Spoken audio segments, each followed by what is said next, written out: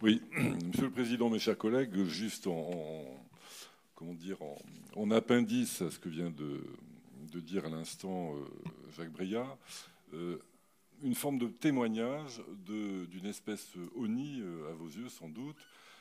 Ma collègue Agnès Versepuy et moi-même, faisant partie d'une espèce rare en France, nous avons été volontaires au titre de nos collectivités pour signer la contractualisation. Il y a 2 communes en Gironde et il y en a, semble-t-il, quelques dizaines, petites dizaines en France.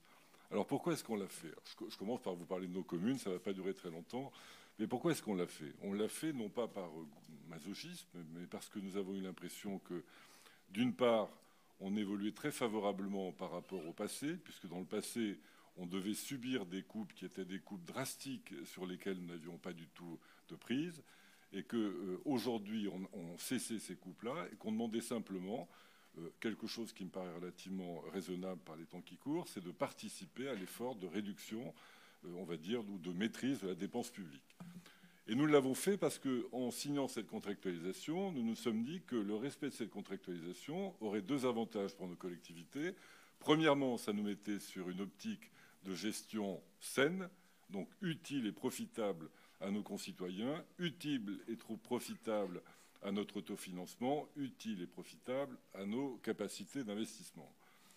Nous l'avons fait en plus en nous disant que nous pourrions bénéficier de la part de l'État, puisque c'est un contrat, de sommes complémentaires en matière d'investissement avec la fameuse DSIL, la dotation de soutien à l'investissement local. Vous avez fait ici un choix qui est un choix exactement contraire, comme l'a très bien dit tout à l'heure Jacques Breillat. Et ce choix contraire, franchement, je crois qu'il faut le dire, parce qu'à un moment donné, quand on écoute avec un certain talent vos présentations et celles de Jean-Marie Darmian, on a toujours, vous nous faites des interventions de près d'une demi-heure pour nous expliquer qu'en gros, il n'y a pas d'alternative.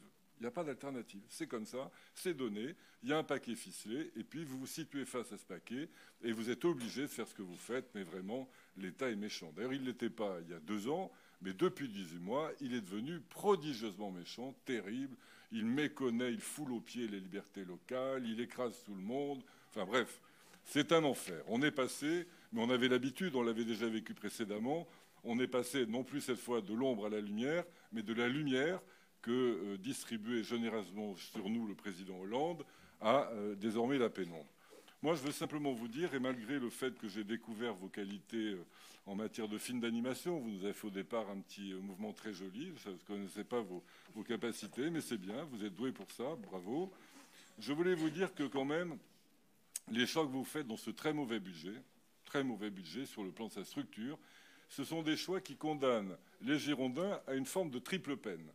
Premièrement, vous avez des dépenses de fonctionnement, donc des dépenses qui bénéficient relativement peu, enfin en tout cas qu'on pourrait maîtriser beaucoup mieux, en forte hausse. Vous les avez en forte hausse, là encore, dit tout à l'heure, on sait pourquoi. Vous avez fait certains choix sur la non-maîtrise, en particulier des dépenses de personnel. Cette forte hausse, c'est autant d'argent qui est prélevé sur la capacité d'investissement qu'on pourrait avoir dans un monde et dans un moment où il y en a bien besoin. Deuxième élément de cette triple peine, c'est le non-respect du principe de contractualisation. Ça a été abondamment dit, 31 millions d'argent de pénalité. Il n'y a pas pire, il n'y a pas plus inutile que ça. Redonner de l'argent à l'État qui ne servira pas aux Girondins, c'est vraiment tout à fait négatif. Troisième élément, le refus de la contractualisation, qui vous amène à avoir un taux de 1,2% alors que vous auriez pu, comme la métropole ou comme d'autres collectivités, avoir 1,35%, donc bénéficier, ça a été dit par Jean-Marie Darmian, de sommes supplémentaires, et ensuite qui fait que la pénalité, elle vous sera appliquée à 100% et non pas à 75% si, par mégarde, vous aviez dépassé un taux de 1,2%.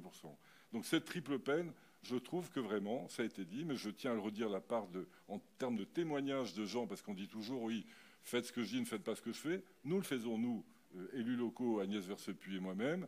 Vous auriez pu faire un choix similaire. Ça aurait été un choix de gestion et de courage. Vous ne l'avez pas fait. Et cher Jean-Marie Darmian, même si sur beaucoup d'autres égards, j'apprécie votre travail, en l'occurrence, je dois dire que c'est un très mauvais budget. Et donc, je vais pleinement me retrouver dans le vote de mes collègues tout à l'heure.